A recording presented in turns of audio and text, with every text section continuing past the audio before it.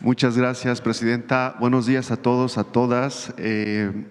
Armando Gama, de Canal 11. Sobre esta pues estrategia para garantizar la autosuficiencia alimentaria, recientemente la FAO reconoció a nuestro país y específicamente a el Meteplante de Tlaxcala. Es un sistema de patrimonio agrícola mundial.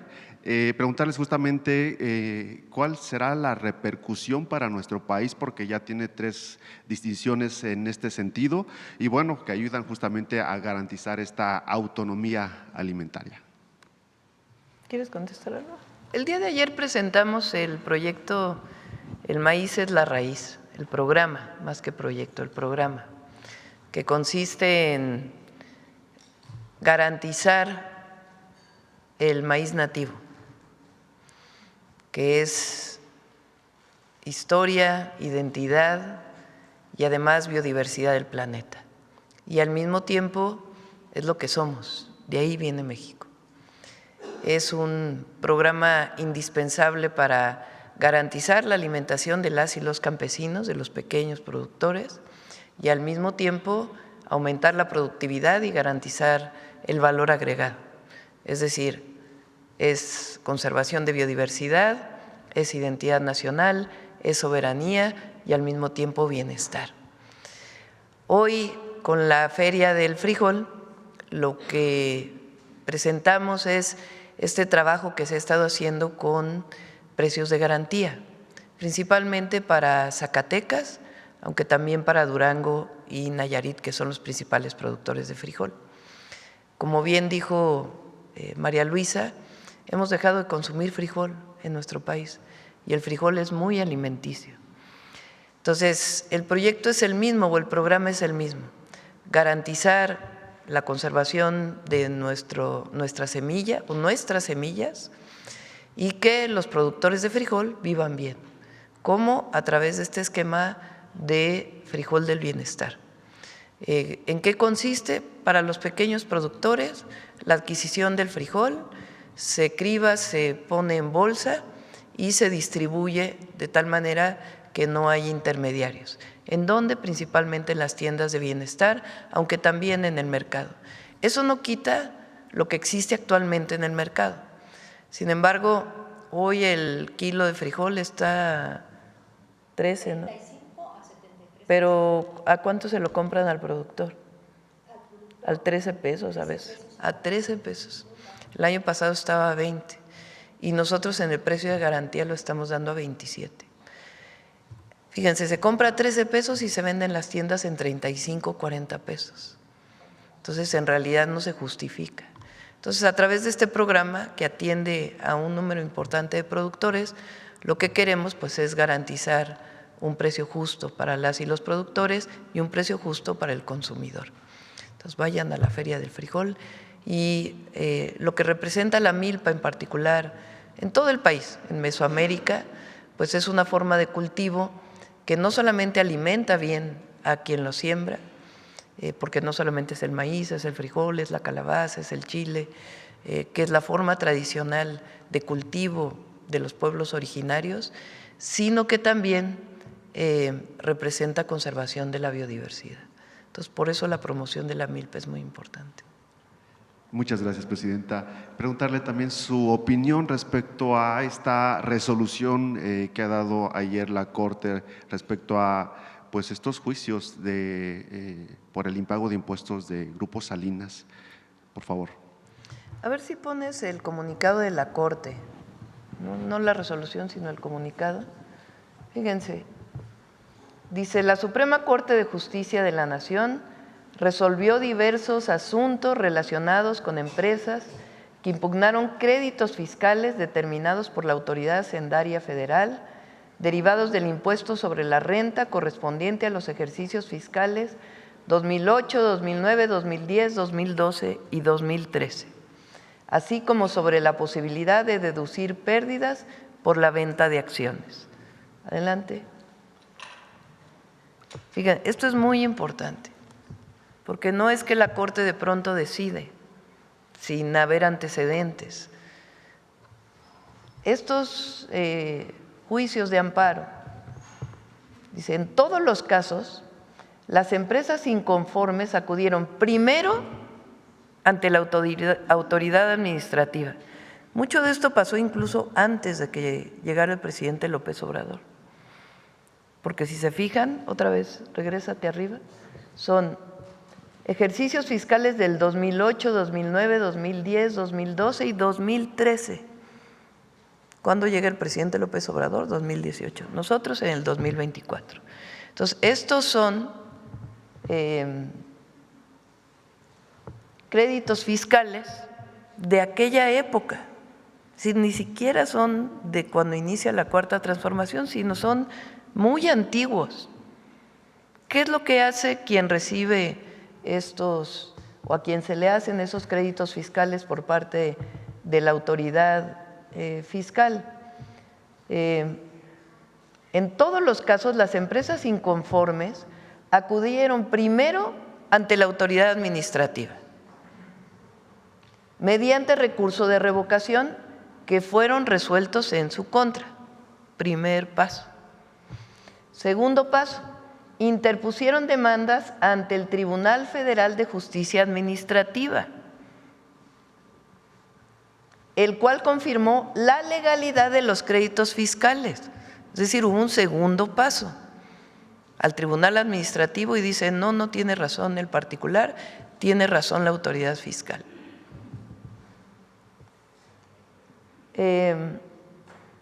Después de ello, promovieron juicios de amparo directo que también fueron negados por los tribunales colegiados, una siguiente instancia. Finalmente, las empresas presentaron recursos de revisión que llegaron a la Suprema Corte. O sea, estamos hablando de que ya otras autoridades, primero la propia autoridad fiscal, después el Tribunal de Justicia Administrativa y luego tribunales colegiados, le habían negado a los particulares, a las empresas del Grupo Salinas, es decir, todos estos tribunales le dijeron, no tienes razón, tiene razón la autoridad fiscal. Finalmente se van a la Corte. En 4 asuntos, la Corte determinó que los recursos de revisión en materia fiscal solo pueden admitirse cuando se plantean temas de relevancia constitucional. O sea, la Corte dice, bueno, ya resolvieron otras instancias del Poder Judicial. Entonces, si vas a la Corte es porque hay un problema constitucional, no directamente relacionado con lo anterior, porque ya resolvieron las otras instancias. O de derechos humanos con un interés excepcional conforme al artículo 107 de la Constitución y a la Ley de Amparo. En otros 3 casos, súbanlo tantito, la Suprema Corte consideró que los recursos de revisión interpuestos por las empresas no debieron admitirse a trámite. Es decir, originalmente no deberían de haberse admitido en la Corte, ya habían resuelto otros tribunales, porque no tenían que ver directamente con lo que resuelve la Corte. Por las empresas no debieron admitirse a trámite, pues los temas discutidos ya han sido resueltos previamente en criterios obligatorios del propio tribunal. La Corte señaló que los asuntos analizados, como la deducción de pérdidas por ventas de acciones o la aplicación de reglas del régimen de consolidación fiscal, no presentan cuestiones nuevas ni de relevancia constitucional. Por ello, determinó revocar los acuerdos que habían permitido que esos recursos de revisión siguieran su trámite al no cumplirse los requisitos de procedencia exigidos. Adelante. Con estas resoluciones, la Suprema Corte reafirma su compromiso con la legalidad, la certeza jurídica y la correcta aplicación de las normas en materia fiscal, fortaleciendo así su papel como garante de la justicia constitucional en México. Entonces, sí es importante que se conozca, porque el argumento es que hay un autoritarismo, que hay una acción política, que hay una consigna a la Corte, y la Corte lo que dice es, no, ya pasaron un proceso, otro proceso, otro proceso, otro proceso, y no, la Corte resuelve que no es procedente lo que presenta este grupo empresarial. Entonces, en realidad lo que hace la Corte es desechar 7 recursos a estos grupos. Los desechó. Los recursos que había interpuesto este grupo empresarial que representa a varias empresas, los desecha. Entonces, deja válida pues lo que fue en su momento la decisión del SAT. Eso es lo que resuelve la Corte. Entonces, quedan firmes las sentencias. Eso es lo que resuelve la Corte. Entonces, es importante leer incluso la resolución que todavía no notifican al SAT, evidentemente, pues tiene que venir primero una notificación de la Corte al SAT y luego pues ya se entra otro procedimiento. Pero es importante decir que fueron varios procesos, fueron en algunos casos 15 años de litigios que llegaron en su momento a la Corte antes de que se eligieran a los ministros y la Corte los dejó congelados, no quería decidir. No es ni siquiera que hubiera decidido en contra o a favor, sino que los deja congelados, llegan a la Corte, los admiten y después los congelan, no resuelven, los dejan dentro de un cajón y finalmente la Corte hoy lo que dice es desechamos los recursos que presenta este grupo empresarial. Muy bien, prácticamente esto significaría que no hay pretextos para no pagar. Pues viene todo, ahora viene otro procedimiento, eso es importante también que se sepa. Ya vamos a pedirle a Hacienda que pueda venir a explicar los procedimientos. Están fijados todos los procedimientos posteriores. Primero, pues se notifica. Si paga, bueno, pues ahí se resuelve el asunto. Si no paga, pues entonces tiene que venir una serie de procedimientos que son parte pues de un proceso jurídico que tiene que cumplirse. Muy bien, Presidenta, muchas gracias. En otro tema, se acerca ya la pues marcha del 15N convocada pues por esta generación Z. Preguntarle, justo ayer la alcaldesa de Uruapan, Grecia Quirós, se deslindó, se desmarcó ya de esta movilización. Ella ha dicho que no se convoca, a pesar de que pues ha sido sí convocada para repudiar el asesinato de su esposo, el exalcalde Carlos Manso. Sin embargo, ella dice, nosotros no estamos promoviéndola. Ella también pues aseguró que dio un voto de confianza a su gobierno en esta reunión que sostuvo la semana pasada con usted. Y bueno, prácticamente, ¿cuál sería el exhorto a los participantes de esta movilización que se espera a un día prácticamente, este sábado? Ayer estuvieron el general secretario Trevilla, el almirante secretario y el secretario de Seguridad. Estuvieron primero en Morelia, ahí se reunieron con algunos presidentes municipales, empresarios, personas de la sociedad, y después fueron a Uruapan, ahí se reunieron con la presidenta municipal y también con empresarios de Uruapan, y se tomaron una serie de acuerdos y sobre todo lo importante es mantener los distintos operativos que están en este momento en el estado de Michoacán, la presencia y estar en contacto permanente.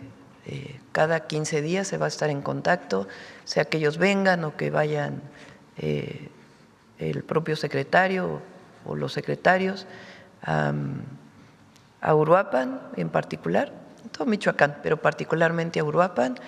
Ellos pues manifestaron una serie de puntos que ya en su momento se podrían platicar y si no, pues de todas maneras es importante nuestro apoyo. Entonces tienen todo nuestro apoyo, tanto en temas de seguridad como en temas de las necesidades de Uruapan y de todos los municipios de Michoacán, como parte del Plan Michoacán por la Paz y la Justicia. Entonces vamos a seguir presentes. Ya los otros temas que ella planteó, pues ya es sus propias declaraciones, pero lo importante es pues mantenernos cerca y apoyarles. Sobre la manifestación, México es un país libre, estamos de acuerdo en la libertad de manifestación, se pueden manifestar todos aquellos que lo quieran hacer. Siempre buscamos que sea de manera pacífica, que no haya actos de violencia. Y el día de ayer, pues, el compañero Miguel Elorza presentó una investigación muy profunda de cómo fue la convocatoria a esta marcha, que vale la pena, pues, para todos aquellos que van a asistir, pues, que conozcan cómo fue que se fue generando esta convocatoria en las redes sociales. Y también, pues, que más que algunos jóvenes que legítimamente pudieran manifestarse, pues fue la oposición quien levantó mucho esta marcha, ¿no? El PRI, el PAN y personalidades vinculadas con ellos, con lo que fue la María Rosa, en fin. Entonces sí es muy importante que se conozca cómo fue la convocatoria para que todos aquellos que quieran venir, pues por lo menos estén informados. Sí, gracias, presidenta. Finalmente, ayer el secretario de Estado de Estados Unidos, Marco Rubio, destacaba este trabajo coordinado y lo llamaba histórico para combatir entre México y Estados Unidos el combate o el tráfico ilegal de fentanilo. También descartaba una posible incursión o el envío de fuerzas estadounidenses a nuestro país para combatir a grupos criminales y ofrecía, pues, por supuesto, apoyo, investigación, tecnología y prácticamente colaboración coordinada. ¿Cuál sería su opinión al respecto? Pues reafirma lo que hemos estado planteando, que cualquier intervención de Estados Unidos no queda descartada, vamos a ponerlo así. Entre otras razones, aunque hay todavía personas que la piden aquí en México, en una visión muy poco patriota, y más bien de intervencionismo, buscando la injerencia del exterior, pues queda claro lo que hemos venido planteando, que es que hay un entendimiento con el gobierno de Estados Unidos para los temas de seguridad, en donde se garantiza la soberanía, la integralidad de nuestro territorio y la colaboración y la cooperación sin subordinación. Muchas gracias.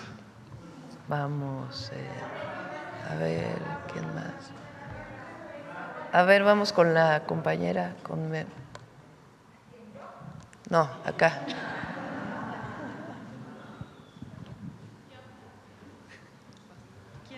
¿Quién? Adelante. Buenos días, presidenta. Meme Yamel, de Da Mexico News. Presidenta, hay una encuesta justamente de la generación Z del Financiero en donde dicen que cerca del 70% de la generación Z respalda su gobierno. Pero, como bien lo menciona, también hay No la vi la encuesta, fíjate. Es justo, la sacaron ayer. Millennials y generación Z arriba del 70% aprueban su gestión.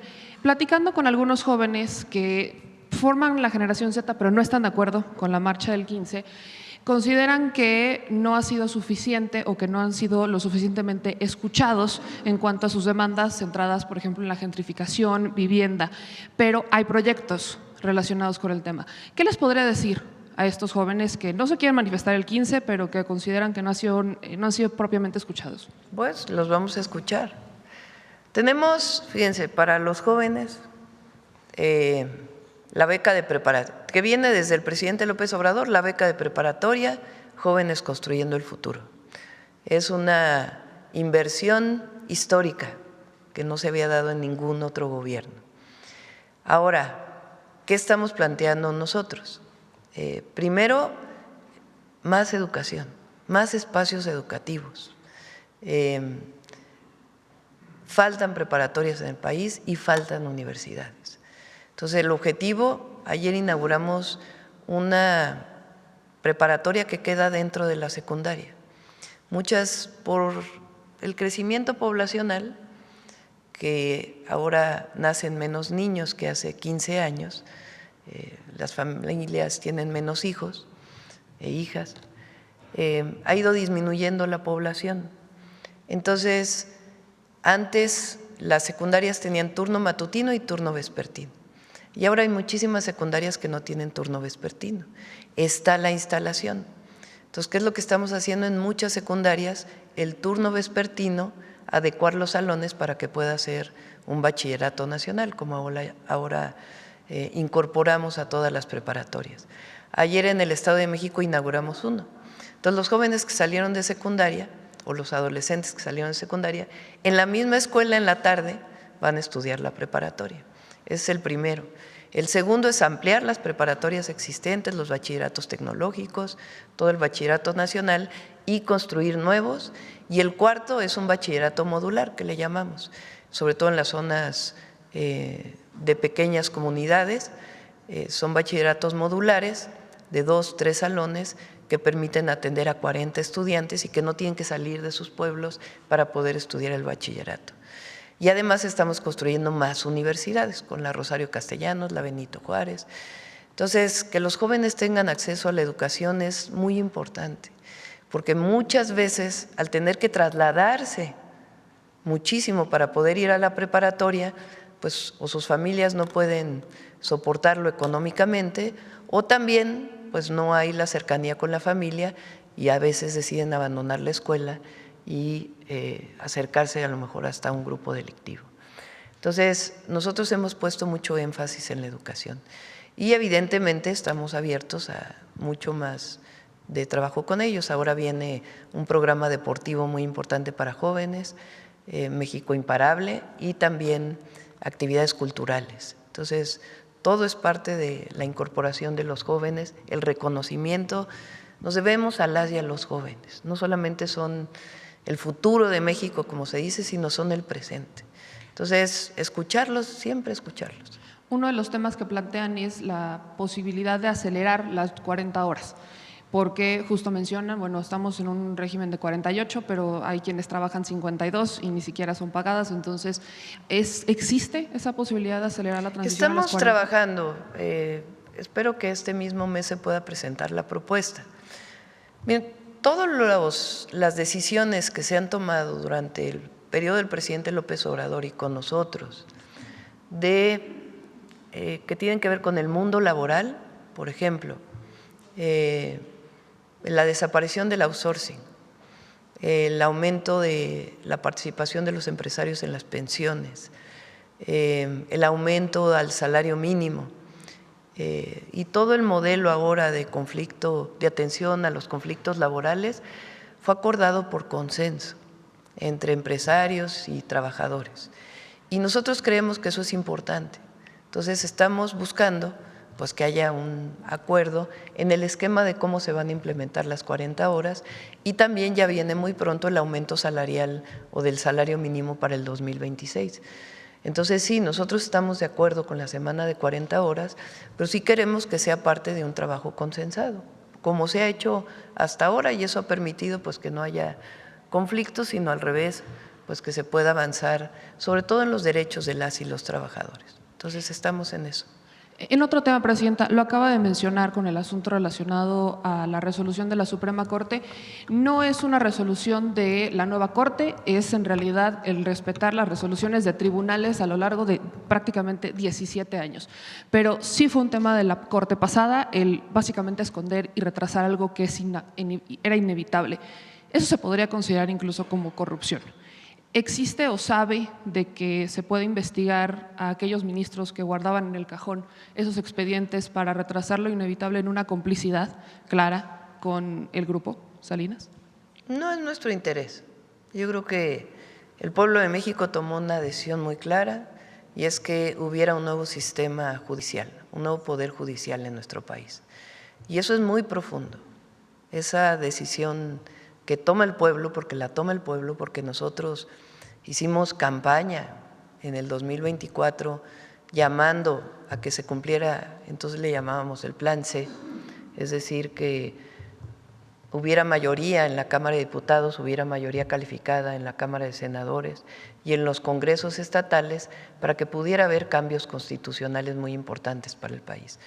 La decisión del cambio en el Poder Judicial fue una transformación muy profunda, que los jueces, las juezas, magistradas, magistrados y ministros y ministras de la Corte fueran decididas por voto popular es algo extraordinario, único.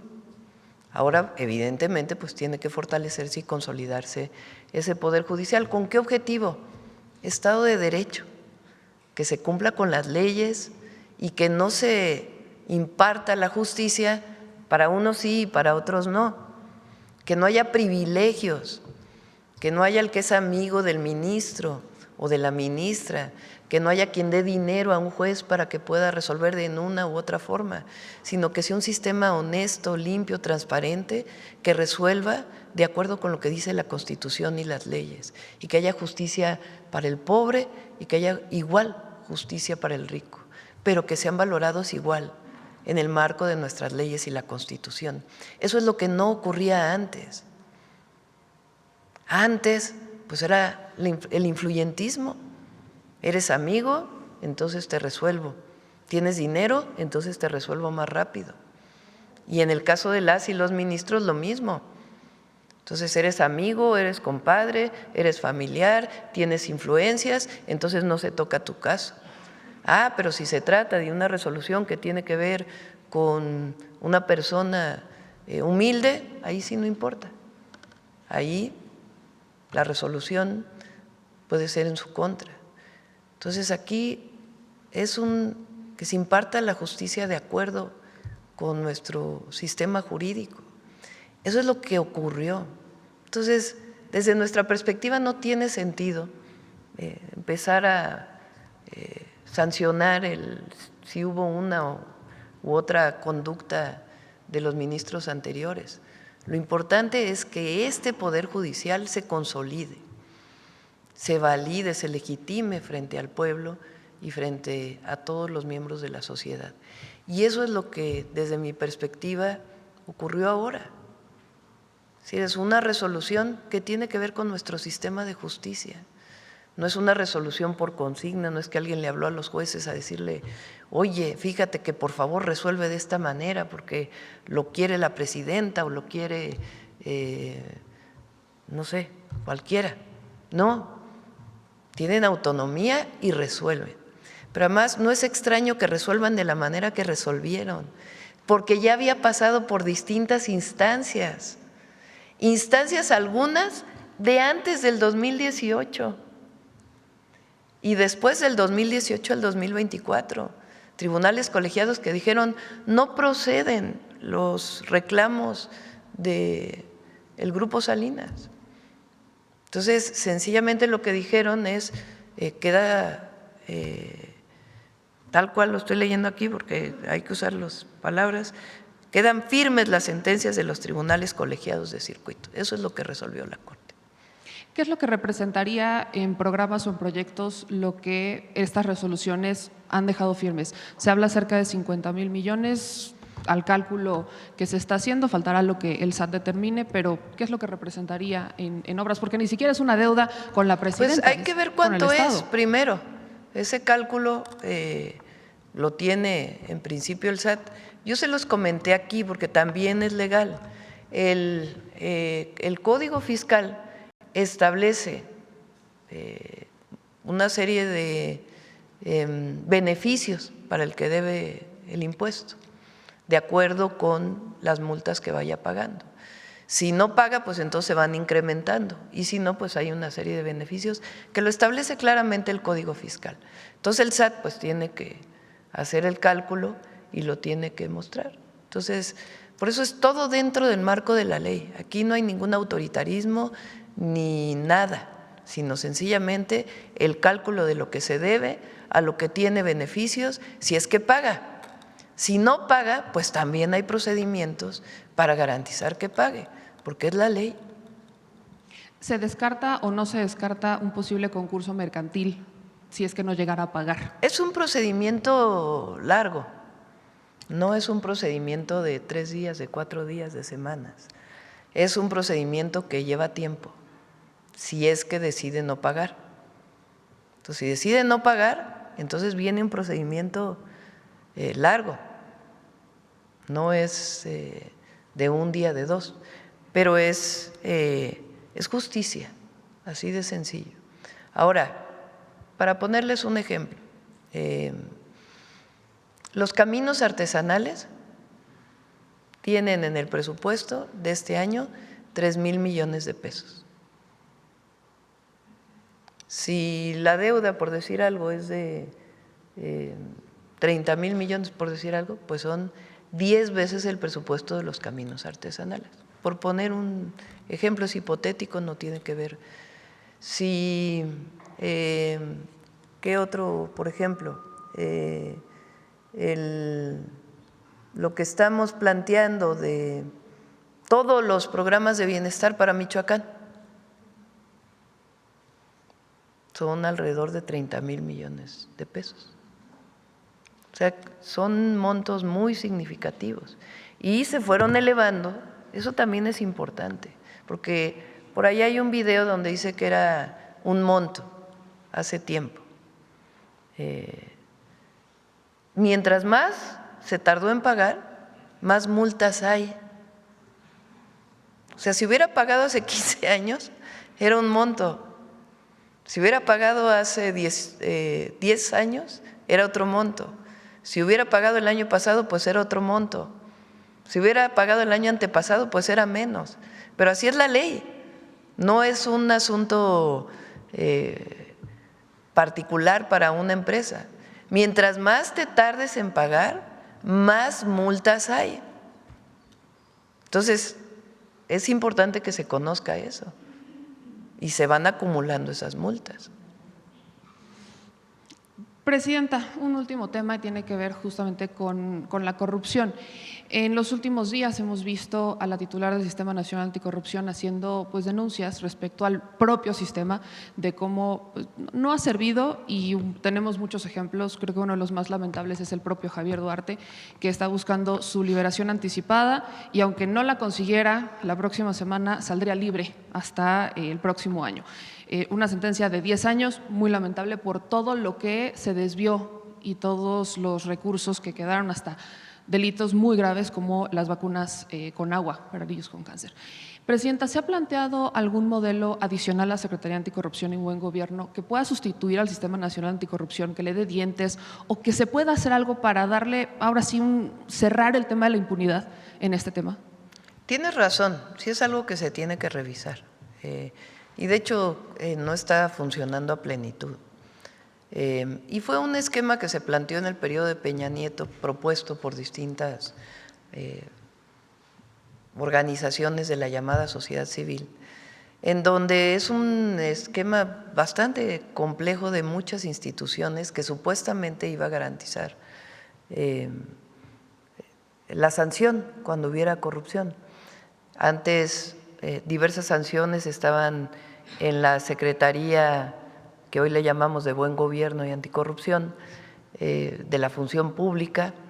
Después esas sanciones están en el Tribunal de Justicia Administrativa, estatales o el federal, y me parece que sí es importante que se revise, porque finalmente lo que queremos es cero impunidad.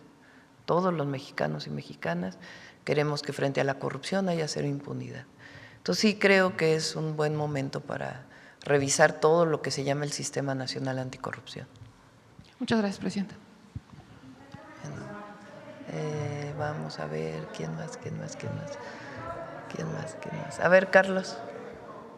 Buenos días a todas y todos. Carlos Navarro de Heraldo Media Group. Presidenta, ¿a qué podemos atribuir estas cifras en materia de turismo? Porque se ha señalado que México pues no está en buenas condiciones, sin embargo, pues las cifras de turismo dan otra cara. Pues primero, que México es grandioso. Segundo, al buen trabajo de Josefina y de todo su equipo y de la promoción que se ha estado haciendo sin tener que gastar tanto dinero como se hacía antes. Y tercero, México tiene una gran reputación hoy ante el mundo entero. Por eso decimos México está de moda. A partir del cambio en el gobierno en el 2018 y también en el 2024 ahora, México es muy reconocido por el mundo entero, muy reconocido. En todo el mundo les interesa el proceso que se está llevando a cabo en México y además pues hemos dado mucho énfasis a lo que representa la historia de México y la grandeza cultural de nuestro país. Entonces va a seguir creciendo el turismo, yo estoy segura. Ahora distintas regiones del mundo donde no se había hecho promoción turística. Por ejemplo, en China se hizo hace poco un tianguis turístico, invitando a que vinieran de ese país a nuestro país a conocer la grandeza cultural. Y en otras regiones donde llegaban pocos turistas. Y otras cosas internacionales también que están ocurriendo. Mucho turismo está llegando. Gracias. También preguntarle, ante la urgencia de actualizar la ley de juegos y sorteos, ¿van a llamar a la industria a colaborar en esta nueva normativa para que les brinden ideas, Presidenta? Sí, también por cierto, está el tema de la ley de aguas nacionales. Aprovecho para mencionarlo porque dicen que el Congreso quiere mañana decidir en contra. Hay una serie de foros que se están llevando a cabo, tanto en lo que tiene que ver, por ejemplo, en el caso de los ejidatarios, se había planteado que tiene que cambiar la concesión, que no puede haber herencia en las concesiones, en la propuesta que se presentó. Pero en el caso del campo, pues tiene sus particularidades.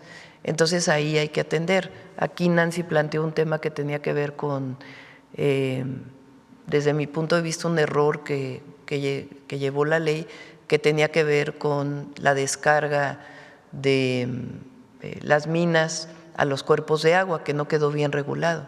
Entonces, por eso hay una serie de foros que se están planteando para fortalecer la ley. En el caso de los casinos también. Ayer Estados Unidos puso sanciones a casinos mexicanos, muchos de ellos de los que fueron sancionados por la UIF, que se presentaron el miércoles aquí. Y es un trabajo también que se está realizando de manera conjunta. Entonces, lo que queremos es que esta actividad primero se regule con las nuevas actividades, se actualice, porque todo lo digital, todo lo que son las plataformas no está realmente regulado. Y segundo, pues que no se preste al lavado de dinero. Así de sencillo. Entonces, sí se va a convocar a quienes prestan los servicios, pues para que se trabaje conjuntamente. Igual fue, por ejemplo, con la ley de aduanas. La ley de aduanas se hizo una propuesta, los agentes aduanales tuvieron varias mesas de trabajo y al final estuvieron de acuerdo con la nueva propuesta, que sí cambia mucho la anterior, pero al mismo tiempo se consideran las opiniones de todos. ¿Qué mecanismos considera usted que se deben implementar para combatir tanto el lavado de dinero como la ludopatía en el tema de los casinos, Presidenta? Bueno, es una serie de regulaciones diversas, ¿no? En el caso de la ludopatía, es decir, las personas que ya es un vicio, ya es una adicción el estar apostando, pues tiene que haber mucha información, ¿no? Porque es una decisión al final individual, pero tiene que haber mucha información de a dónde se puede llegar con el exceso de las apuestas y generando pues muchísimos problemas para ellos y para sus familias, ¿no? Por las deudas que luego adquieren. Y por otro lado, pues todo lo que tiene que ver con la legislación en contra del lavado de dinero. Entonces son las dos cosas las que es muy importante incorporar. Presidenta, su presencia en la convención anual de la CIRT marca una nueva relación entre gobierno y medios. ¿Qué sinergia se espera de este intercambio, Presidenta? Bueno, me invitaron a esta reunión, asistí, más allá de las diferencias que podemos seguir teniendo y que las vamos a seguir manifestando, y muchos de los medios que, como lo he dicho, más que medios de comunicación, se convirtieron en propaganda política del conservadurismo. Lo importante también es las posiciones. Entonces yo claramente dije que la nueva ley de telecomunicaciones garantiza el derecho de las audiencias y que esperaba que los medios avanzaran en esta perspectiva. Y al mismo tiempo, pues todo lo que tiene que ver hoy con las redes sociales y el uso de la inteligencia artificial y de los algoritmos que orientan a dar cierta información y que los medios también son usuarios de las plataformas digitales. Y todo lo que tiene que ver con ello es muy importante para garantizar el derecho a la información, que es un derecho constitucional.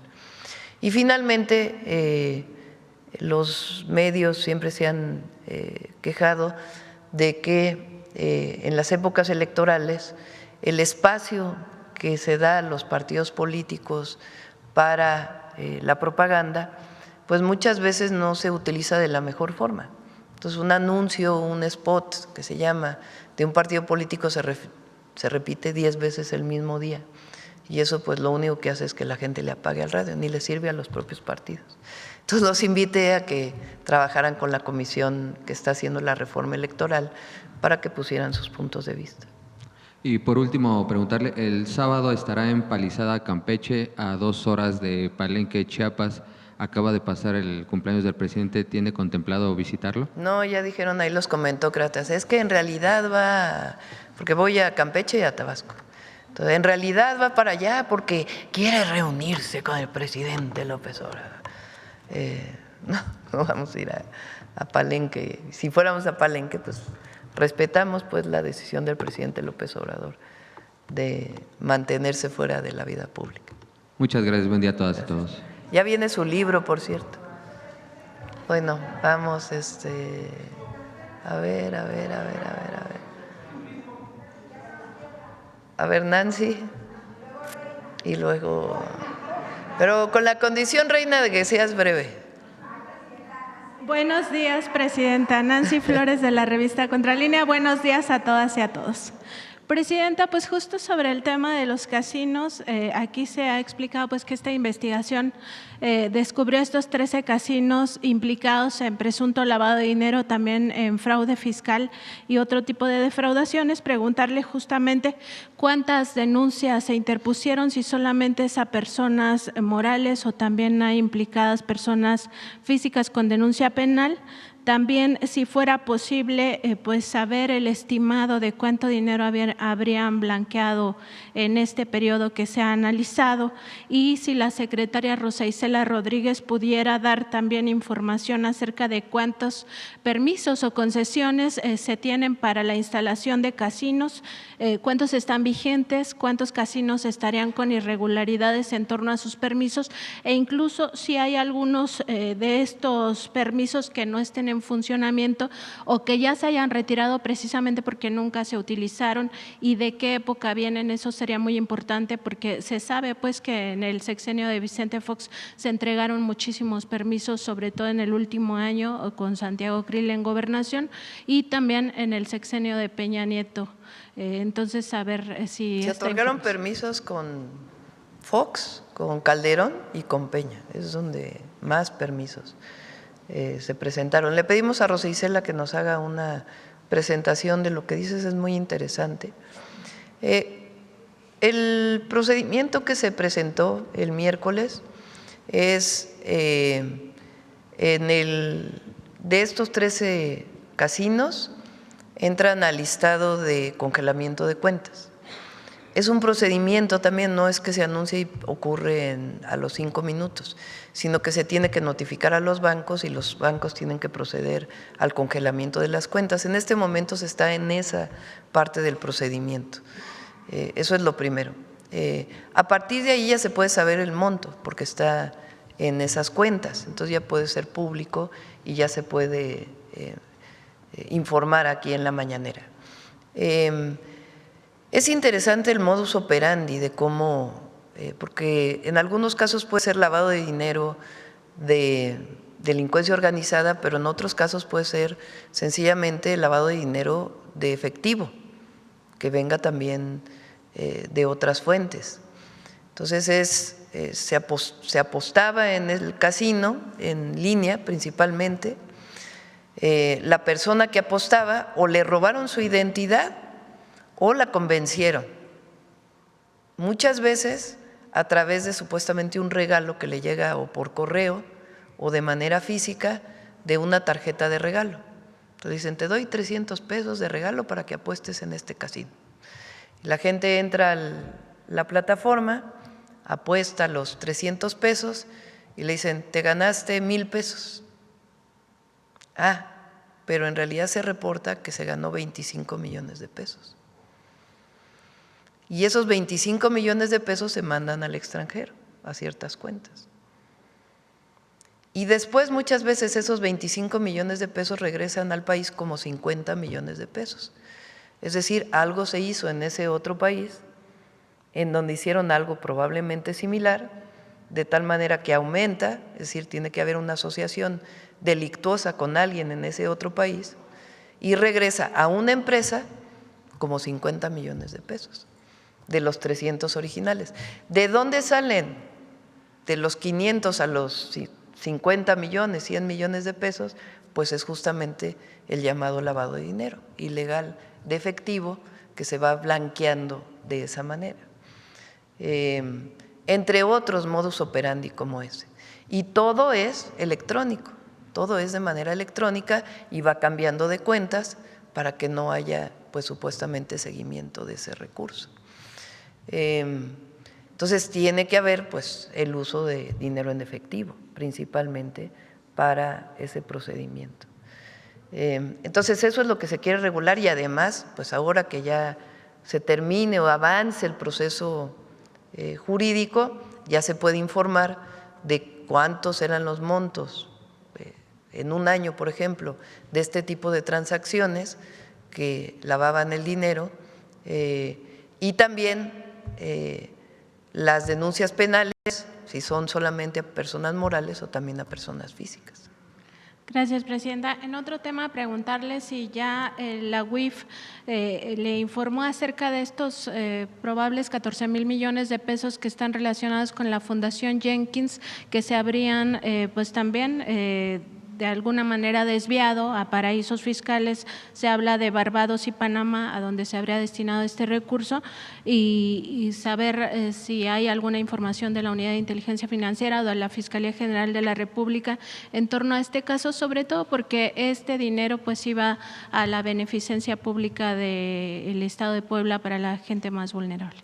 Todavía está, vamos a informar la próxima semana. Todavía están en ese proceso de tener toda la tarjeta completa informativa.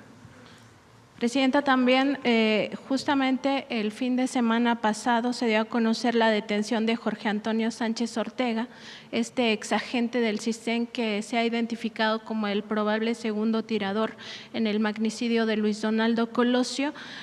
Preguntarle sobre este asunto, Presidenta, porque esta persona, pues se sabe, el presidente López Obrador el último año de su gobierno lo dio a conocer que García Luna lo extrajo de Lomas Taurinas para evitar que fuera presentado a la justicia y se investigara esta hipótesis del crimen de Estado. Preguntar justamente sobre esto, si estaríamos en un momento crucial para determinar si se trató de un crimen de Estado y sobre todo la participación o hasta dónde podría haber llegado la participación del expresidente Carlos Salinas de Gortari. Es un caso que tiene la Fiscalía General. En efecto, es la orden de aprehensión al segundo tirador. Y en efecto, lo que mencionó el presidente López Obrador aquí en su mañanera es que este segundo tirador presuntamente lo había sacado de Lomas Taurinas García Luna, como agente del CISEN entonces. Esto es un personaje, García Luna. Y lo tiene la Fiscalía, entonces la Fiscalía tendrá que informar. Presidente, y justo sobre García Luna y en general sobre estos llamados de algunos, digamos, de algunos políticos trasnochados y de otros personajes, sobre todo el conservadurismo, de que regrese la guerra contra el narcotráfico, pues teniendo en cuenta que aquí la guerra contra el narcotráfico pues no existió, lo que existió fue un narcoestado, donde Genaro García Luna se asoció con el cártel de Sinaloa, pues preguntarle sobre esto que ha reiterado sobre el permiso para matar. En Contralínea, en octubre de 2013, publicamos una investigación sobre estos comandos de la muerte, justamente conocidos como escuadrones de la muerte, que operaban en el sexenio calderonista y que seguían operando en el primer año del sexenio de Enrique Peña Nieto. Estos escuadrones de la muerte fueron creados directamente por Genaro García Luna y se tomaron diversos agentes de áreas estratégicas de la Secretaría de Seguridad Pública. En aquella ocasión nosotros documentamos pues que estaban dedicados no solo a exterminar a personas, a matarlas, y no solamente del narcotráfico, sino también cometían secuestros y otras atrocidades, desapariciones y amedrentamientos de todo tipo. y, como decía yo, no solo a narcotraficantes o presuntos criminales, sino también a empresarios, a periodistas, a luchadores sociales, a activistas. En ese sentido, Presidenta, pues este caso particular de uno de los escuadrones de la muerte, de los que se dieron cuenta en ese trabajo periodístico sus nombres de estos agentes, pues con los años se confirmó en un documental titulado Narcocirco del periodista Romain Bollinger.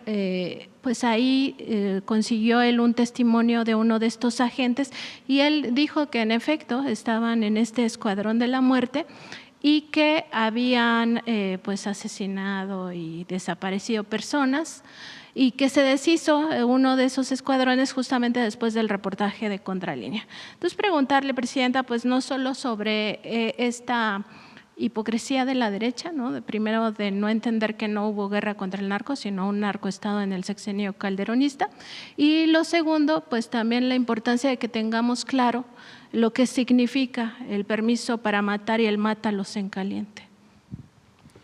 Es muy interesante lo que mencionas. En el periodo de García Luna, en efecto es el periodo donde se incrementa el número de secuestros en el país y se ha investigado poco sobre ello. Y hay reportajes, documentos que mencionan la participación de estos grupos, como el reportaje de Contralínea.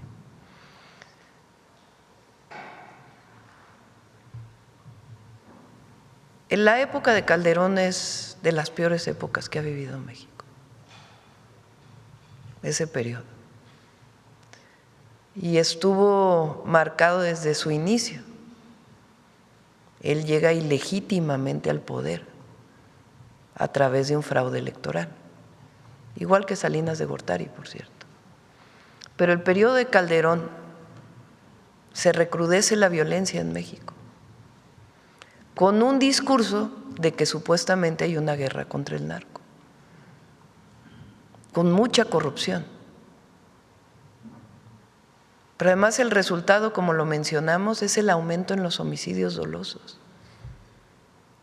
¿De qué sirvió en aquella época? Si se hubiera realizado en el marco de lo que ellos decían que había. Pero ni siquiera eso. Fue la asociación con un grupo delictivo, la corrupción, el dinero, el poder del dinero, y un resultado trágico para nuestro país. Entonces, aquel que dice que tiene que regresar la guerra contra el narco, primero lo que quieren es regresar a vivir el privilegio que tenían con Calderón de ciertos sectores, particularmente empresariales de nuestro país, de los medios, de algunos medios. En realidad quieren regresar a esos privilegios. Pero lo que es más increíble es que cuando hablan dicen, es que México es un país donde no hay Estado de Derecho, pero no critican eso que acabas de mencionar. Grupos dedicados al homicidio, promovidos desde el poder. Entonces, son muy interesantes esos reportajes y ahí sí creo que vale la pena investigar más ya desde la perspectiva de la Fiscalía, porque pues sí fueron periodos muy oscuros de la vida nacional. Por eso nosotros decimos que son dos proyectos, uno muy hipócrita, muy corrupto, que supuestamente defiende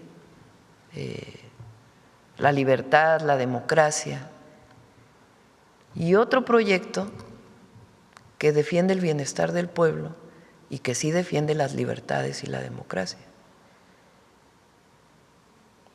Entonces, el pueblo de México está con la Cuarta Transformación, pues porque lo que vivimos en el pasado ya nadie lo quiere, más que los que quieren recuperar sus privilegios. Y esto es para todas y para todos, porque están queriendo generar esta idea de que desde nuestro gobierno ahora queremos usar el terrorismo fiscal,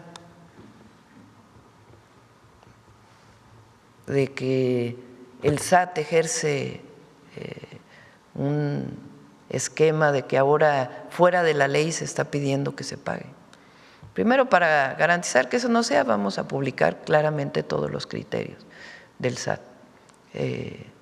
Y segundo, en este caso que resuelve la Corte el día de ayer, pues sencillamente lo que hizo es ratificar lo que ya habían dicho otras instancias. Así de sencillo. Entonces, tiene que ver con el cumplimiento de la ley y tiene que ver con un poder judicial imparcial, vamos a decirlo, que no a unos les aplica una cosa y a otros les aplica otra, y que aquellos que nunca han tenido acceso a la justicia la tengan. De eso se trató la reforma al Poder Judicial. Entonces, sí son dos proyectos y es importante seguirlo diciendo. Uno que es regresar al pasado de corrupción y privilegios y otro es seguir avanzando con las libertades, con la democracia y el bienestar del pueblo. Así de sencillo. Presidenta, quizá valdría la pena hacerle un llamado a la Fiscalía General de la República, porque nosotros en aquel momento documentamos que familiares y también algunas de las víctimas sobrevivientes presentaron denuncias ante la PGR. Sería importante saber si eso se desapareció, si los expedientes siguen abiertos o qué sucedió con esas indagatorias desde la propia Fiscalía. Vamos a… Gracias, Presidenta. Gracias. Vamos a preguntar. Vamos… A ver.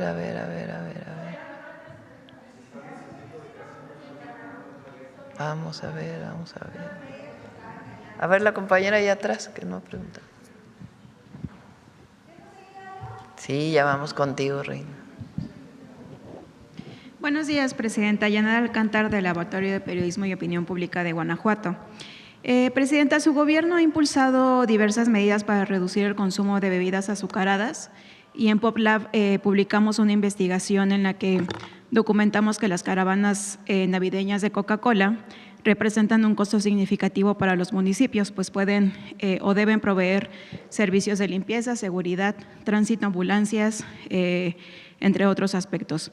De acuerdo con la información que se obtuvo, el gasto total para los gobiernos locales supera los 2.3 millones de pesos, mientras que las refresqueras solo pagaron alrededor de 3,400 pesos por los permisos. Además, este evento podría funcionar como una forma indirecta de publicitar productos con sellos, lo cual está restringido por la ley, lo que se agrava debido a que el público objetivo de estos eventos son las familias y particularmente las infancias. En este contexto y considerando el compromiso reciente de las empresas refresqueras para reducir su impacto en la salud pública, ¿qué mensaje les enviaría su gobierno respecto a continuar con estos eventos? Y por otro lado, ¿qué orientación le daría a las autoridades municipales que priorizan este tipo de eventos sobre la promoción de la salud y el interés superior de la infancia?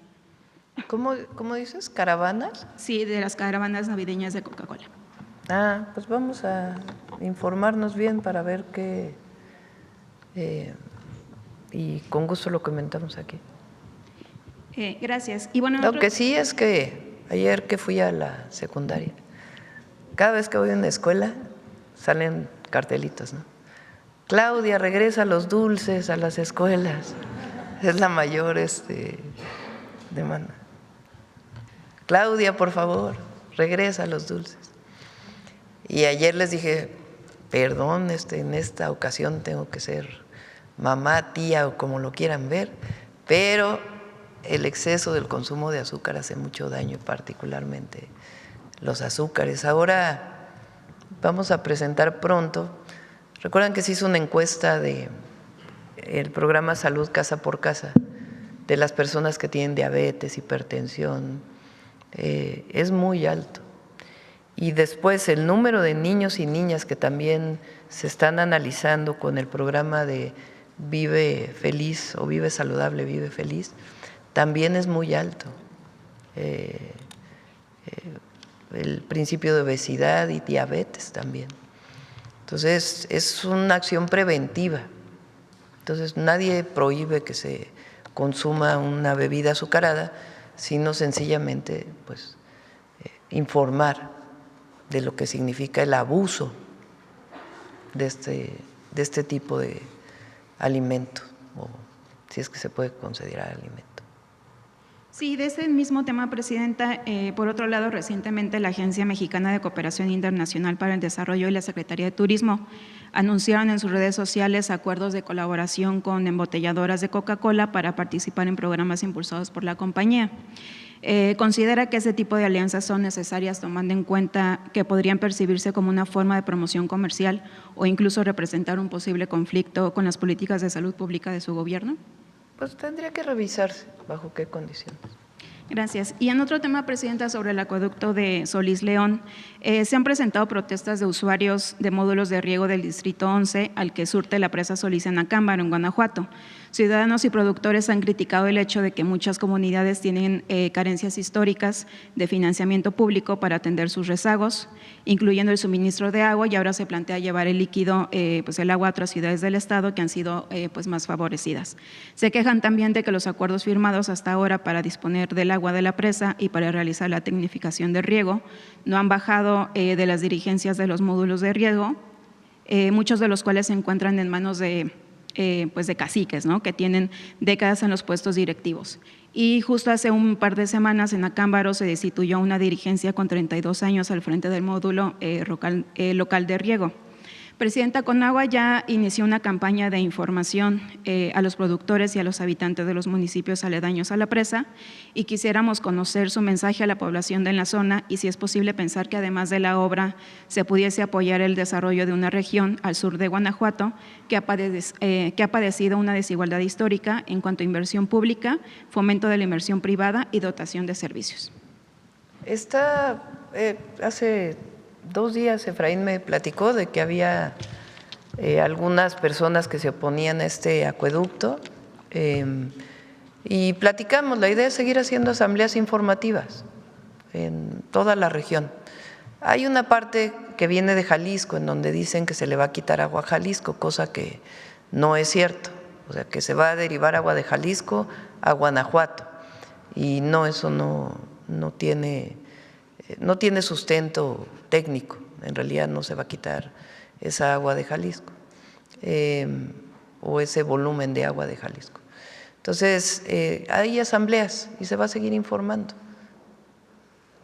Gracias, Presidenta. Y un último tema. Los alumnos del Instituto Tecnológico de México en el plantel León llevan más de 3 semanas en paro estudiantil. Todo comenzó cuando una alumna falleció dentro de las instalaciones y los alumnos denuncian que no se siguieron los protocolos de atención para estos casos, así como el deterioro de las instalaciones y el equipo, al igual que fallas en servicios básicos y aumento de cuotas escolares. En respuesta, el jurídico del Tecnológico Nacional de México presentó una denuncia ante la FGR acusándolos de toma de instalaciones y vandalismo. Y justo hace unos días se presentaron 3 estudiantes en la delegación de la Fiscalía General de la República.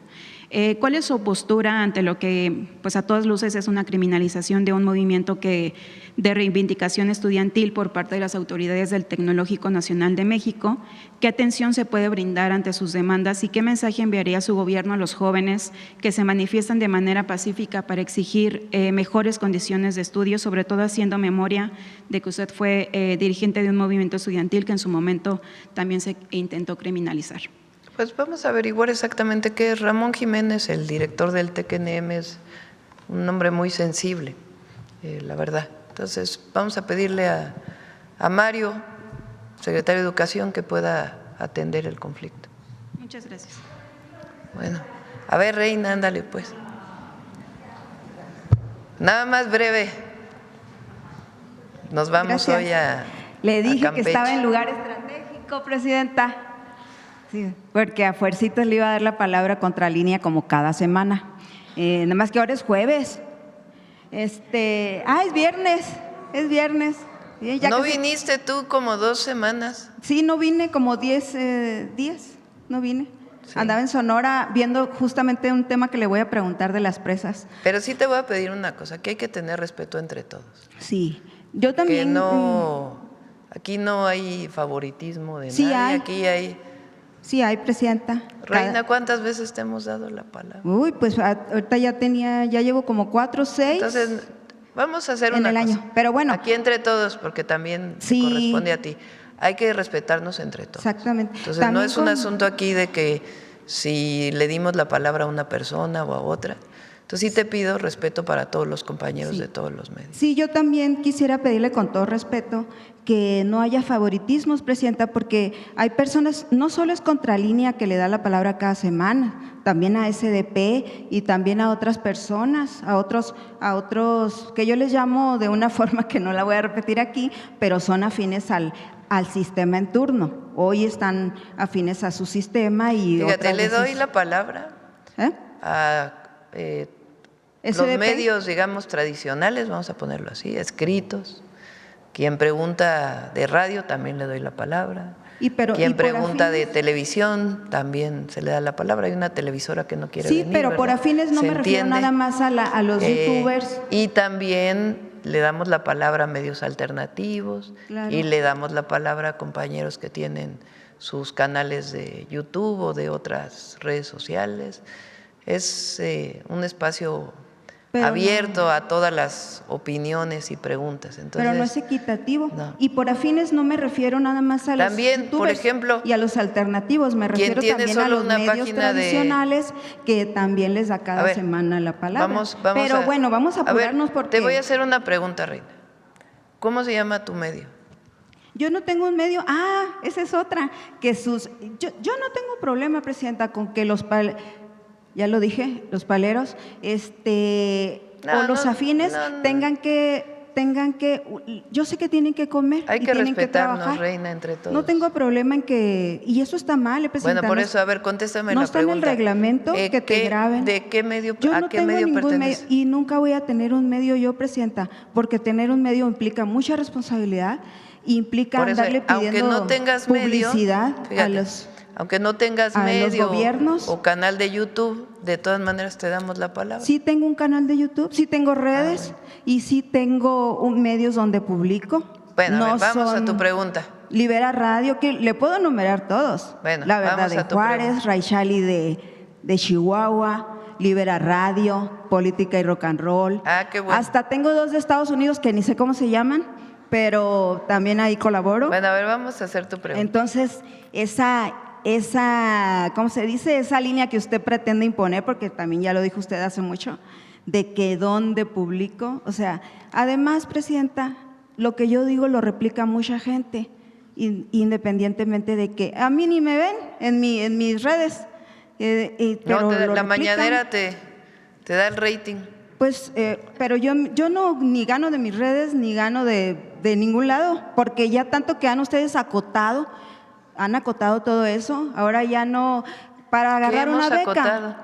Presidenta, para acotar, Pero a ver, bueno, usted ver. no, AMLO. A ver, ¿qué hemos acotado? Por ejemplo, algunas cosas para bien, ¿eh? Por ejemplo, recortó la publicidad a los medios, eso estuvo muy bien, aunque le sigue dando más a La Jornada, Televisa le sigue dando, y Televisa nunca pregunta, por ejemplo. Le sigue dando, ahora le da nuevos medios alternativos, como le llama usted, Contralínea, y todos esos nuevos, algunos que yo no conozco, pero que están aquí y que nacieron con el presidente Andrés Manuel López Obrador. Entonces él fue diciendo, de aquí no, son independientes, pero bien que agarren la publicidad. Bueno, a ver, vamos a hacer tu pregunta. Entonces, ahora uno para agarrar una beca, andar cazando becas, pues se tiene que fijar de dónde viene y cómo viene, porque luego empiezan la campaña negativa, la desprestigio, y pues hay que estar muy pendiente de eso. Entonces yo prefiero de verdad mi austeridad no republicana, franciscana, o sea, porque pues para andar como ellos, agarrando dinero público que usted le da a Contralínea, que usted le da a SDP, al Chapucero y a cuál otro. Fíjate, Peña Nieto daba Más de 10,000 millones de pesos. Claro, presidenta. A los medios. Nosotros Pero esa era damos- la derecha, los neoliberales. ¿Por Sí. qué la 4T también les tiene que se ha dar? reducido enormemente. Le ha reducido, pero le sigue dando. No. Le sigue dando a todos. Y entonces, excepto a los verdaderamente independientes, como los de la Alianza Territorial de Periodistas de a pie. No, O sea, por como a ejemplo, a muchos TV otros, Azteca sí no le damos. A los independientes no les dan dinero. Tenemos que andar correteando becas y vivir casi como franciscanos. Sí. Dice aquí su privilegiada que el USAID le da dinero hasta al gobierno. Bueno, ya no le da nada porque ya lo cortó Trump, pero ese no era mi tema, pero sí es y no es mi reclamo solo mío, es de todos, presidenta. ¿Quiénes todos? Los privilegios que usted le da aquí a la gente, pues le tienen miedo decirle las cosas, pero el privilegio, por ejemplo, el Heraldo ahí está cada rato. ¿Y cuánto le da el Heraldo? A ver, mira, ve, ¿Y cómo vamos- la trata el Heraldo? Vamos a hacer una cosa, ¿Y Reina. cómo la trata ver. Milenio? ¿Cómo la trata Milenio? ¿Cómo la trata Sin No, y no. embargo? A ver, Entonces, vamos a escuchar. Ese vamos- tema era parte, A ver, presidenta, Reina, y no era el te tema. voy a hacer un reto. Vamos a contar cuánto tiempo desde que inició la mañanera Sí. ha tenido Reina en la mañanera. Cuéntemelo. El lunes Para usted le que- dio hablemos media de hora el lunes favoritismos. al Vicente Serrano y pregúntele a Vicente Serrano de dónde agarra dinero. Chequen Álamos cómo vive, presidenta. O sea, me quiere A cuestionar ver, a Reina, mí. vas a… Bueno, sí, pero usted Puedes criticar nada más, lo que sí no, No, se no vale estoy decir criticando, es le que estoy aquí en la diciendo a usted- mañanera… A ver, Yo no lo que estoy criticando, estoy diciéndole a usted porque Bueno. usted sacó el tema a colación. lo que no Y se puedo vale… decir más. Fíjate, tú has tenido más tiempo en la mañanera que la mayoría de los compañeros que No, están aquí. eso es falso. Sí, vamos a contar los minutos que A has ver, participado. cuéntele A ver, entre aquí todos a vamos su a poner a privilegiada. votación. Cuéntele a su privilegiada de cada semana cuánto tiempo le Compañera da. Reina, me Pero ya parece vamos que a hay hablar que de los tener verdaderos respeto. temas, presidenta. A ver, Vamos, ese tema es es en aparte. serio, no, es en serio. Hay que tener respeto entre todos. Así es, hay que Entonces, tener respeto. cuando tomemos la palabra aquí, nadie más que tú, en realidad, habla mal de todos los compañeros. Yo no he hablado Entonces, mal de nadie. Bueno, Decir verdades no es hablar Entonces, mal. hay presidenta. que Ellos tener hablan mal de respeto. mí y ni siquiera tienen el valor de decirlo con su propio bueno, nombre. vamos a contar el tiempo Me que atacan en normalmente redes te sin- llevas sin en la decir mañanera. quiénes Y al son mismo ellos. tiempo, yo te pido, por favor, que tengas respeto para todas y para todos. Aquí es un espacio de respeto. Yo Todos sí, pueden sí. preguntar lo que quieren, pero es un espacio de respeto y es muy importante para la sociedad en su conjunto. Así es. Respetarnos. La equidad Entonces, también, la sí democracia. te pido, por favor, que sea un espacio de respeto la mañanera del pueblo. Sí, muy bien, gracias. Yo también le pido, por favor, que sea más equitativa y democrática a la hora de, si a uno le da la palabra cada semana, pues también a que todos entremos en eso. No habría problema. Yo no me llevaría media hora, presidenta. Si a mí me da la Bueno, palabra ya se te cada está semana, acabando tu tiempo, me ¿eh? llevaría 5 minutos nada más, cada semana. Bueno, yo le quiero decir algo, un tema muy importante a raíz de que por cierto lo están comentando en redes también.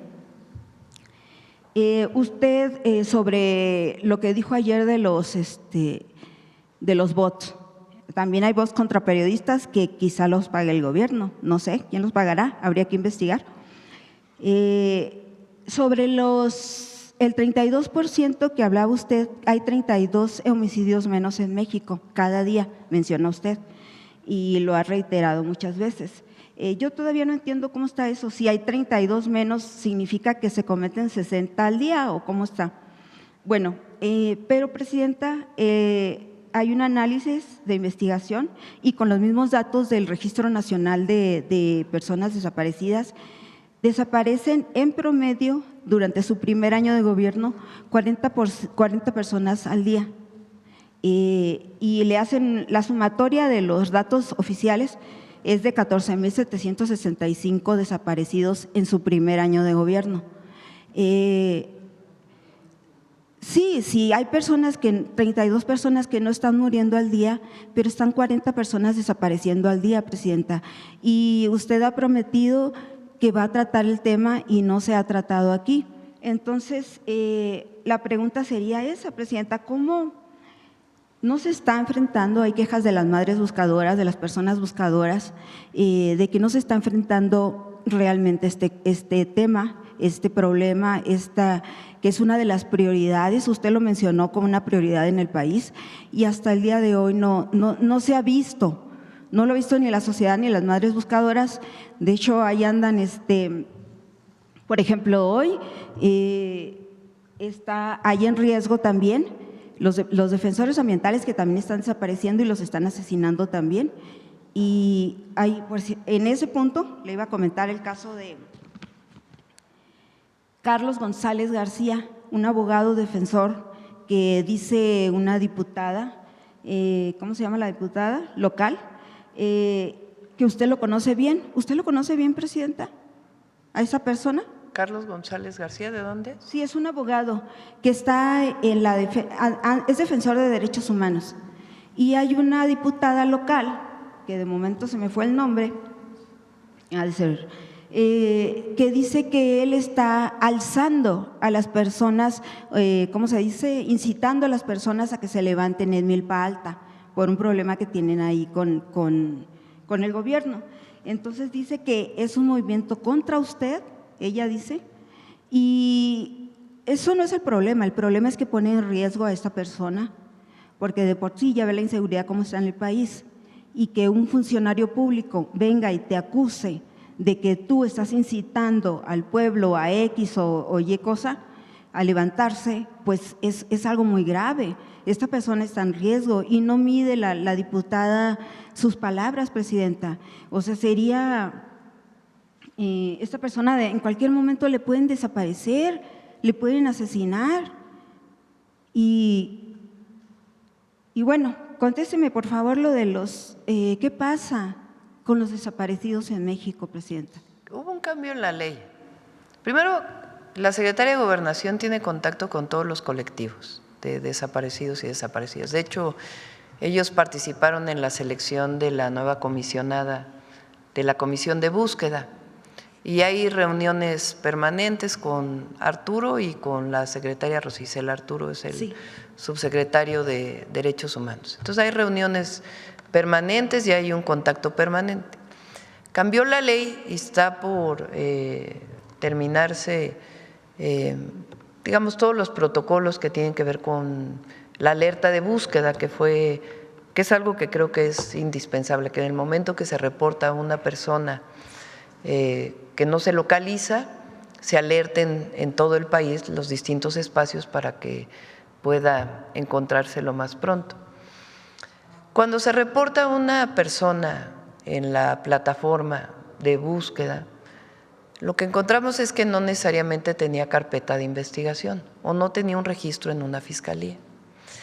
En los propios registros de búsqueda o de la plataforma de desaparecidos, había personas que tenían un nombre, no había apellidos, no había dirección, no había ningún otro contacto. Eso hasta agosto apenas, septiembre, que inició un cambio en ese procedimiento, porque no puede contabilizarse como desaparecido un registro en donde nada más pones un nombre y no hay absolutamente nada que lo sustente, porque cualquiera puede subir a la plataforma y poner un nombre. Entonces, ahora la diferencia es que tiene que venir todo completo y además tiene que abrirse una carpeta de investigación. Y se hace desde el inicio la búsqueda sea que utilizó que sacó una credencial de lector, que hizo un depósito en algún banco, es decir, un registro administrativo, de tal manera que hay indicios de vida y a partir de ahí la búsqueda ya física. Entonces, por esa razón es que hay un número determinado de personas desaparecidas en la plataforma de búsqueda y lo que está haciendo el equipo de trabajo pues es garantizar que en efecto, primero, todos tengan sus datos completos. Y segundo, que realmente esté abierto el registro en las fiscalías estatales o ya directamente la carpeta de investigación.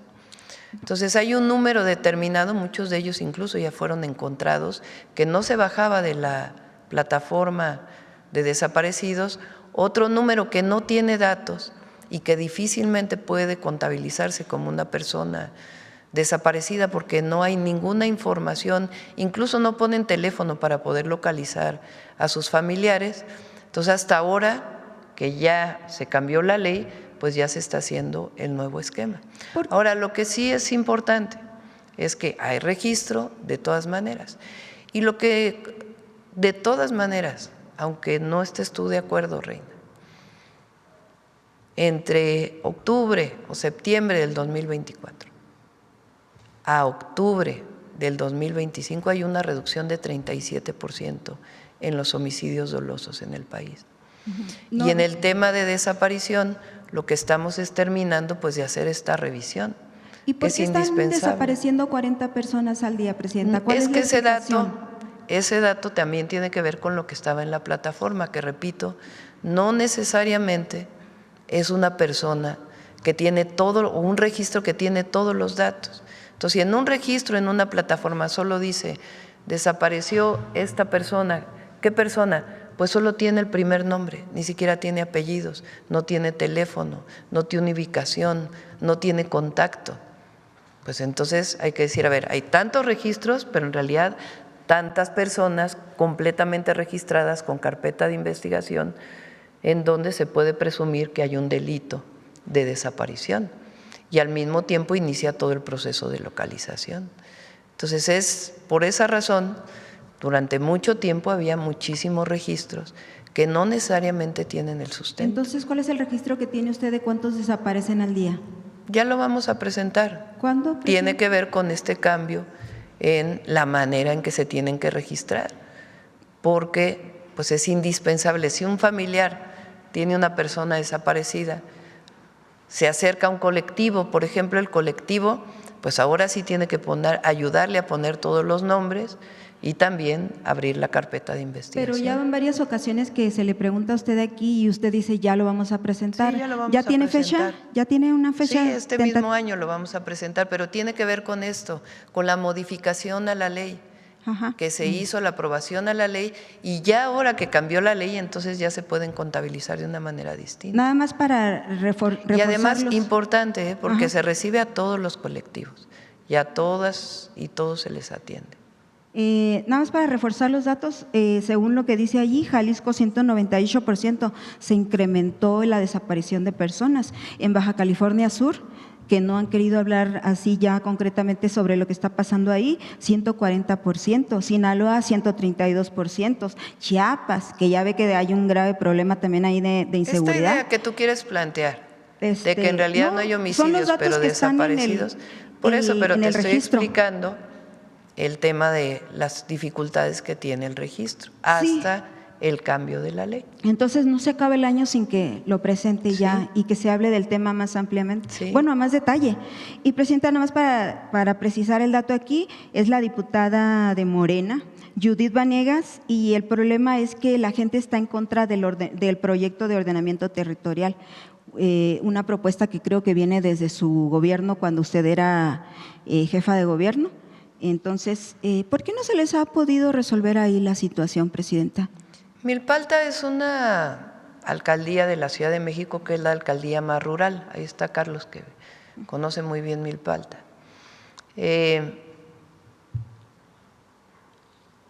La mayor parte de la tierra de Milpalta es comunal, pertenece a pueblos. Ahí ha habido históricamente un problema agrario, que es que las autoridades de la comunidad se eligen y luego vienen los amparos y entonces el núcleo agrario, que es muy importante en términos de la autoridad del pueblo, más allá de las autoridades políticas, porque es la autoridad en términos de la propiedad de la tierra, pues en realidad en este momento no tienen autoridad por la cantidad de amparos que se han interpuesto frente a la elección del núcleo. Ahí participa la Procuraduría Agraria. Pero es algo que viene desde hace tiempo. Durante prácticamente 40 años hubo un presidente provisional de bienes comunales, don Julián, que representaba algo muy importante para la comunidad. Fallece don Julián y a partir de ahí pues vienen más problemas relacionados con la elección del núcleo agrario. Se está atendiendo, lo está atendiendo la Procuraduría Agraria y en coordinación también con las autoridades políticas, es decir, el alcalde de Milpalta y pues obviamente la jefa de gobierno. Ese es un primer problema. Otro problema es un conflicto agrario que hay con un ejido ahí en Milpalta y San Salvador Cuauhtenco y la comunidad. Ese es otro problema histórico que tiene. Es que hay mucho desasido todavía ahí en lo agrario. Y también está la Procuraduría Agraria y los tribunales agrarios también. Y además, por distintas razones han crecido asentamientos irregulares ahí. ¿Cuándo se va a ordenar la Procuraduría Agraria y los tribunales agrarios, Presidenta, que dependen del Déjame Ejecutivo? terminar de explicar el tema de Milpalta. Sí.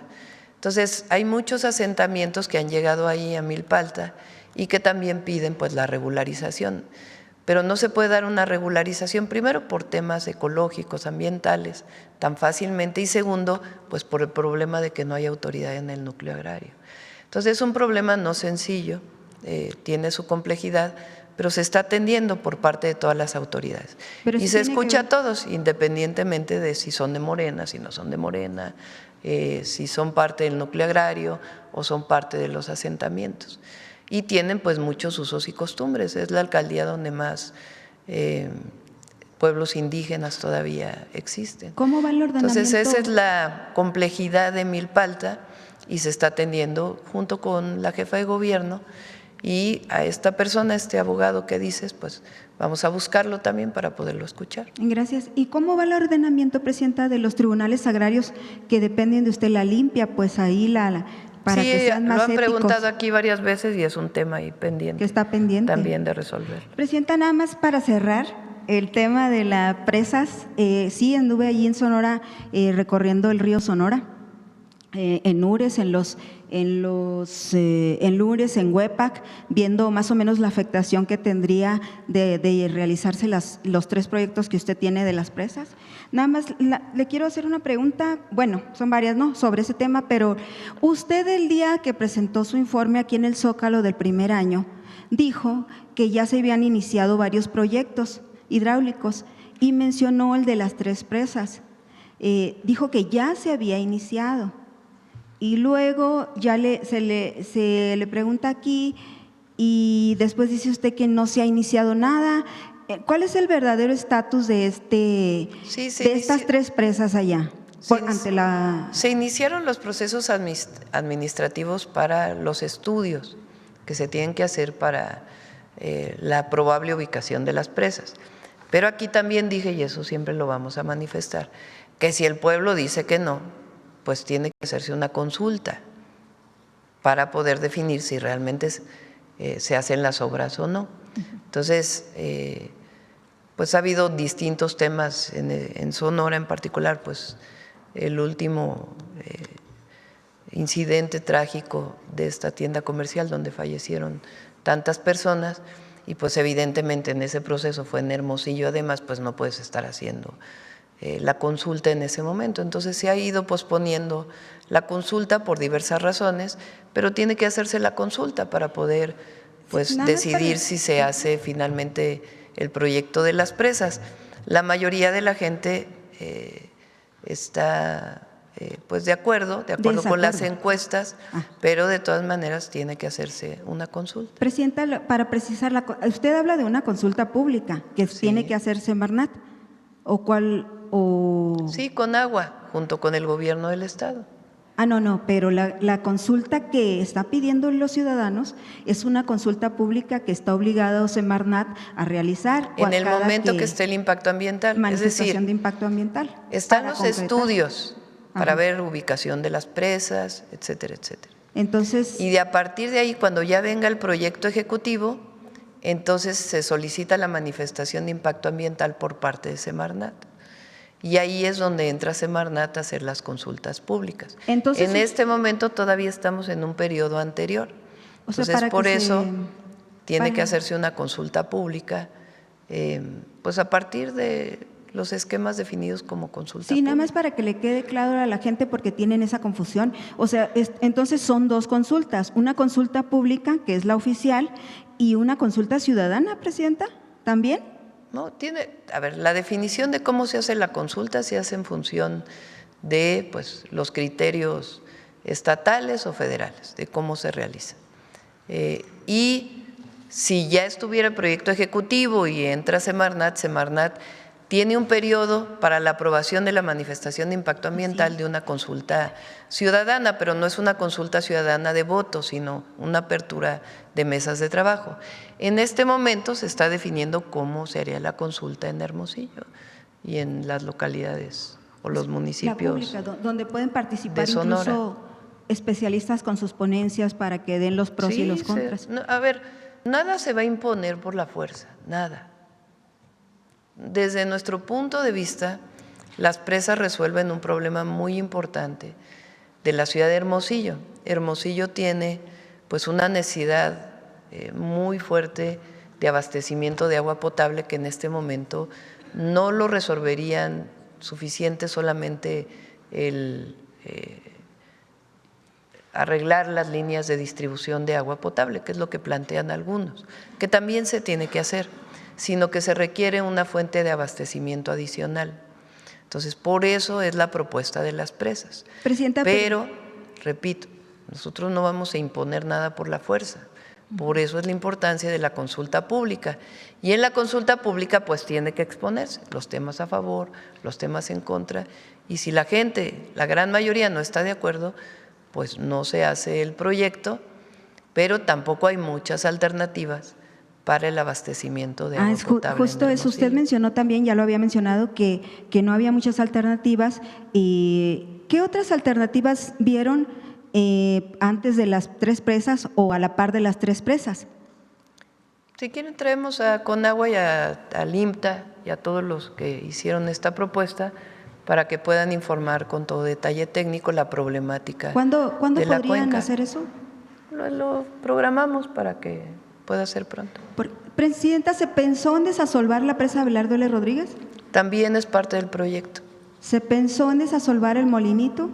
También es parte del proyecto, el ¿Y desasolve de las presas cuánto actuales. costaría una desaladora? Bueno, tiene un problema las desaladoras en el Golfo de California. Las desaladoras en el Golfo, una desaladora ¿qué hace? Pues toma agua de mar, la evapora o bajo algún otro mecanismo como ósmosis inversa y separa la sal del agua. Pero entonces queda sal.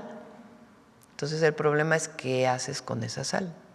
Entonces se requiere un esquema de disposición de sal. En algunos casos puede regresar al mar bajo ciertas condiciones, pero si la sal, en el caso del Golfo de California, regresara al Golfo, pues tiene muchos problemas ecológicos. El Golfo de California pues es una zona de altísima biodiversidad. Entonces las desaladoras en el Golfo tienen su problemática, por eso se plantean más bien en el Pacífico, incluso en el Golfo puede haber la opción, pero sobre el Golfo tiene mucha problemática una desaladora en términos ambientales. Por eso se descartó. Sí, por eso no se está planteando. Presidenta, sí, puede ya haber pequeñas plantas desaladoras, Bueno, ya hay pero una en planta Baja California grande, Sur. sí.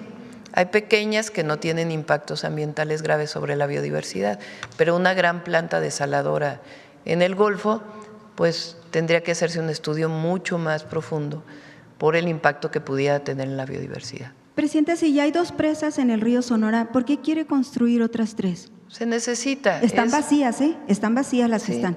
A ver, si quieres traemos a los técnicos, pero Sí. la propuesta no se hizo como algo así de, ay, ¿por qué no hacemos tres presas en Hermosillo? No.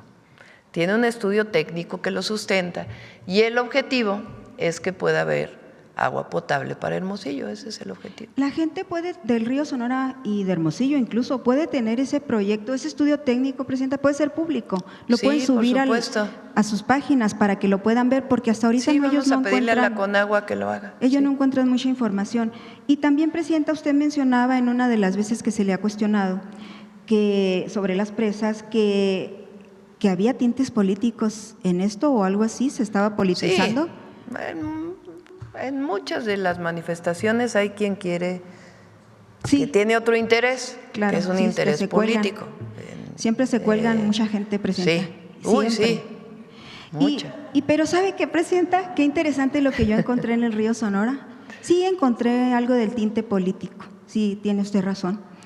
¿Y sabe qué fue, Presidenta? Que es la derecha contra la izquierda. Pero ¿sabe usted de qué lado está la izquierda en el tema de las presas? No es la derecha ni la izquierda. Sí, sí son. Sí, En Sonora no. está muy claro. Sí. La izquierda, Presidenta, en Sonora. Es el pueblo. El pueblo. Es el beneficio del pueblo. Las obras públicas. La izquierda de Sonora, Presidenta, ¿sabe? Está con los pueblos del río Sonora. Sí, a ver. Están con el no a las presas. Hay un grupo Hay de un movimiento nacional e ¿Y sabe dónde está internacional. la derecha? Gobernando con Alfonso Durazo y ayudándole al gobernador a que no, ¿se acuerda cuando platicamos la primera vez de las presas? Que le dije que quería el gobernador venderla a Abelardo L. Rodríguez a los empresarios. Pues resulta que el gobernador mandó una andanada de 300 funcionarios ese mismo día, a los pueblos del río Sonora a ofrecerles todos los programas del bienestar, a ofrecerles incluso hasta cemento y cosas de esas andan repartiendo los alcaldes para tratar de… Cuando No. usted dijo, hagan la consulta. No, Mira, sí fue, yo ya lo vi, Pero, ya lo Reina, constaté. podemos estar aquí mucho tiempo. Pero ¿Ya la cuánto derecha- tiempo lleva Reina? ¿32? Ay, caramba. Vámonos. Todavía no se rompe Vámonos, el récord. Reina. Pero bueno, la izquierda… 9:50, ahora sí, te récord mundial de mañanera Nada más que del que pueblo. quede claro eso, Presidenta. Vámonos, Reina. El Para no que a no las digan, presas- eres la que más ha hablado de todas las mañaneras desde que iniciamos el 1 de octubre. Amala, yo, Récord Presidenta, mundial, Hágame la buena. Reina. Voy a hablar menos si me da la palabra ¿Perdón? cada semana. Pero la izquierda en Sonora está con El el no a lunes. las presas, está con el Ya pueblo. llevas 30 minutos. Fíjate. Y la derecha, Vamos. por ejemplo, Célida López, derecha. Son está obras con- para el pueblo y el pueblo decide. Aquí no es ni izquierda ni derecha. Ahí está. Vámonos. Gracias, El Presidenta. lunes sí hay conferencia. Nos vemos la ¿Sí? próxima semana. Lunes, 7:30. Ah, suave patria. Con su permiso, Presidenta. Hashho, Presidenta. Hashho a todas y a todos. Hashho desde Palacio Nacional. México tiene muchos sonidos que recorren las calles, los pueblos, comunidades, sonidos que se convierten en ritmos y ritmos que nos invitan a bailar y a cantar. Esos sonidos se transforman en danzas que, con el movimiento de los pies, relatan la historia de las mujeres que a través del tiempo han hecho un México fuerte. Con listones de colores, sombreros y vestidos tradicionales, reflejan la cosmovisión de una nación que siempre permanece en pie. Por eso, hoy en Suave Patria, visitamos un rincón del Estado de México, donde las mexiquenses trazan con sus pasos verdaderos poemas para nuestro país. Con su permiso, Presidenta, amigas y amigos, les compartimos la siguiente cápsula.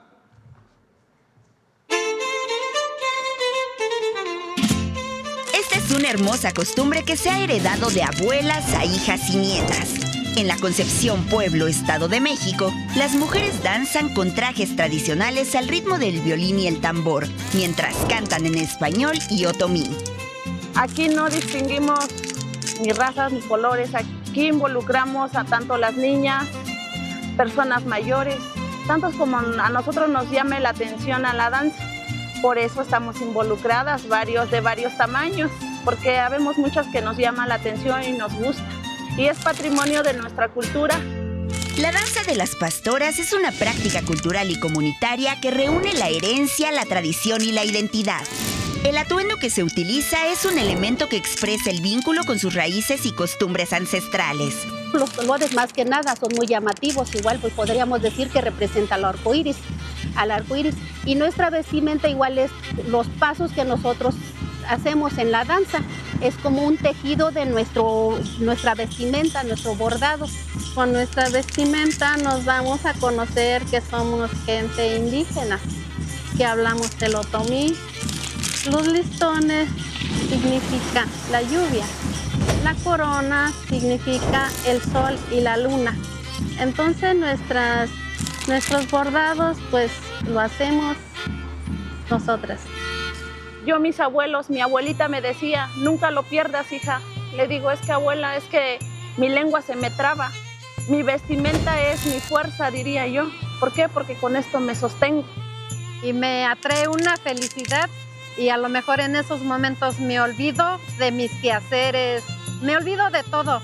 Y en ese momento pues nomás me pongo ahora sí que pues a seguir el ritmo de la música y pues más que nada pues sentirme pues orgullosa igual de ser una danzanta más, porque de hecho ya lo hacíamos antes, pero pues con el tiempo se va perdiendo muchas cosas y para mí es un orgullo danzar.